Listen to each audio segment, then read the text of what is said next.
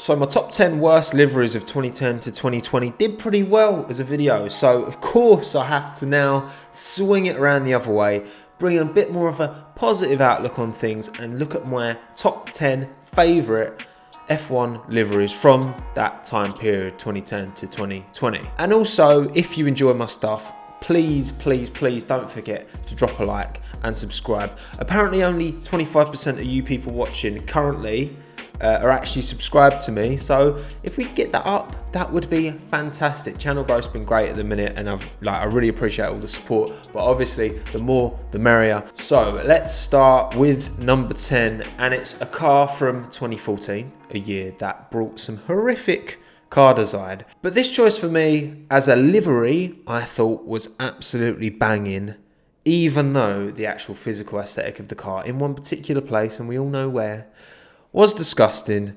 I'm saying the 2014 Force India.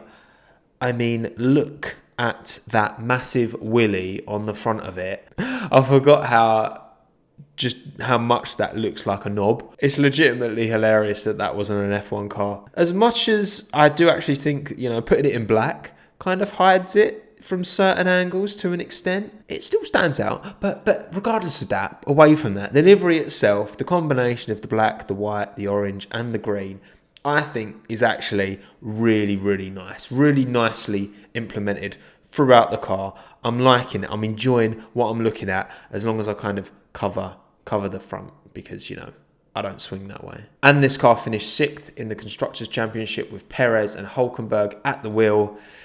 All that length didn't really pay off in the results, did it? Number 9, and this is the first 2020 car to appear in the list, the first of 2, and driven by George Russell, Nicholas Latifi, it is the 2020 Williams. For me, the Colgate car is on point. I love it. Very love-hate relationship with this car this year.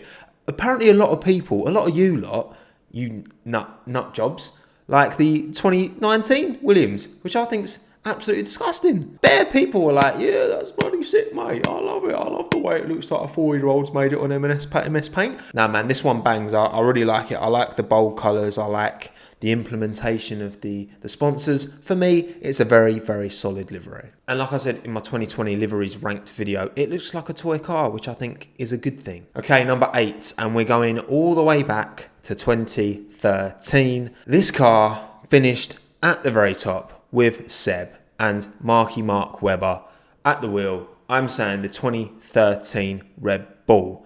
This for me is such an iconic motor. Vettel's last title winning car, and for me it's the best looking of the Red Bulls. I love the Infinity. I like that kind of little bit of purple that's implemented on the side pod. There's definitely a degree of nostalgia though tied into that, because I feel like objectively I should prefer the 2020 car, because I do really like the 2020 Red Bull, but I don't know, there's something about this that just does it for me. Okay, number 7, and again, we're back at 2020 this year.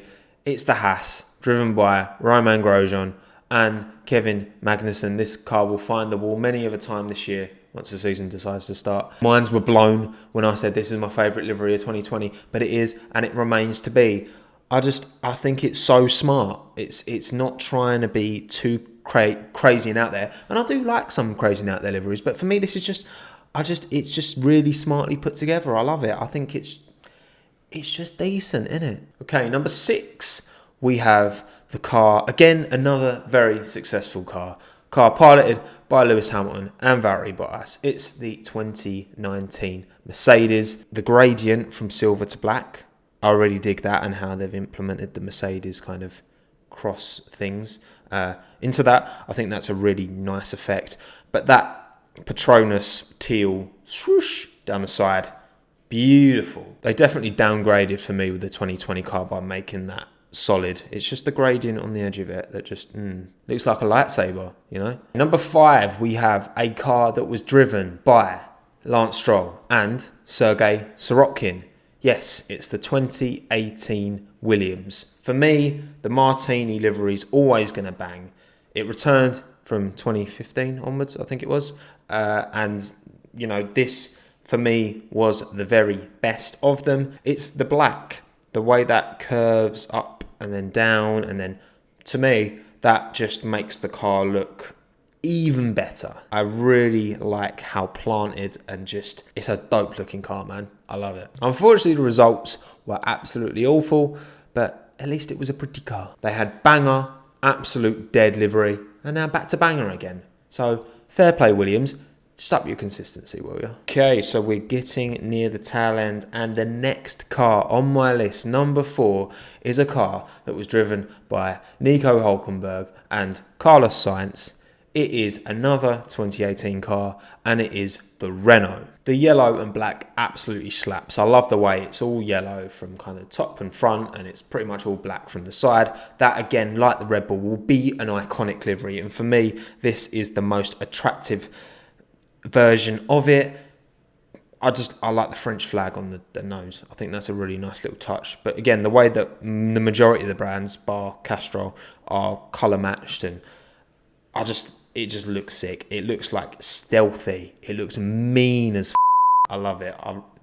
So it's top 3 time. We're going to go all the way back to 2015 for a car that was driven by Sergio Perez and Nico Hülkenberg.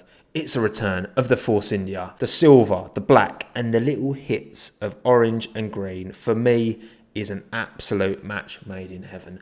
What a banging little... This is such a sick looking car. With and without the nostrils, because they added the nostrils later in the season. Like, these top 3 were really difficult for me to actually split apart, because I'm looking at this now and thinking, should I put it higher? Because no, I'm sticking to third.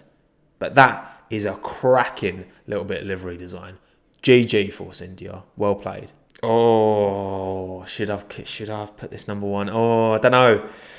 Oh, right, okay, we're going to a car that was driven by Pierre Gasly and was also driven by Brendan Hartley. It's the 2018 Toro Rosso. Toro Rosso. What a... it's so nice. I love it. The red.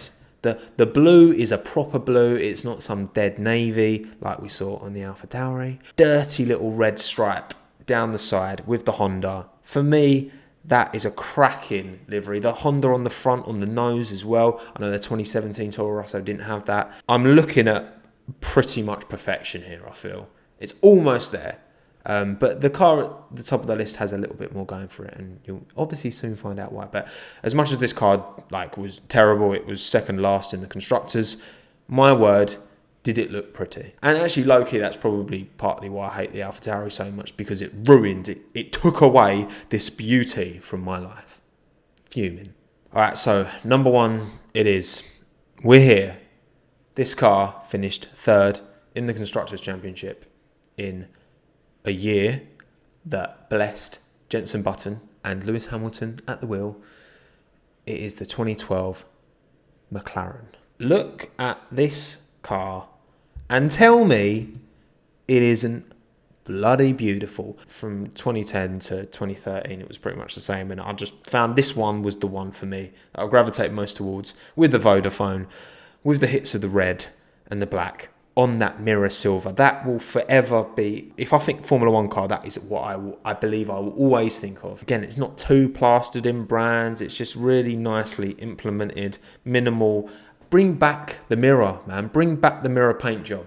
But there you go. That's my top 10 from 2010 to 2020. Again, let me know down in the comments below what your top 10 are. I'd be very interested to hear. And if there's any, because for me, apart from maybe the Force India, that was because of the big nose on it, people might be a bit, but otherwise I think these are pretty sound. I'm very confident and stand by my opinion, but we've all got opinions, and that's the beauty of being a human. So again, if you've enjoyed this video, please don't forget to drop a like on it and subscribe if you're new to the channel and want to see more content just like this. And also be sure to check out the F1 Alternative podcast I did with the Verge Magazine guys. Link down in the description below. So hi guys, and welcome to that. Is you trying to say that I've done that? They'll put on maybe a bit. These lads were a good laugh. We had a good chat, all things F1. It was good fun. I chat a lot of nonsense on Twitter, so that's probably the one if you want to hear more from me.